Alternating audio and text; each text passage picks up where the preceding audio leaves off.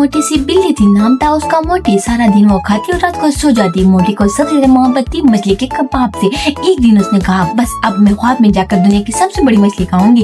रात को जब वो सोई, मोटी अपने तकिए पर, उसे ख्वाब आया एक सुनहरी दरिया, चमकता पानी और उसमें निकली एक बोलने वाली मछली। अरे मोटी, अगर मुझे खाना चाहती हो तो 3 सवालों के सच्चे जवाब दो। सबसे पहला सवाल, तुम्हें ज्यादा क्या पसंद है, मछली या तुम्हारी दोस्त गुल्लू? मोटी ने और बिल्ली ने प्यार से कहा, गुल्लू। जब वो नाराज होती है तो मेरा दिल रो देता है।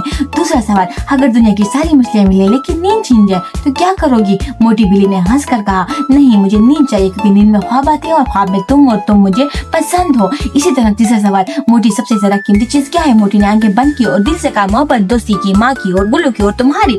सुनहरी मछली हंसी और एक उसने लॉकेट दिया, एक मछली की शक्ल का, खूबसूरत ख्वाबों का, जो हर रात उसके ख्वाब में आए और मछलियां लाई।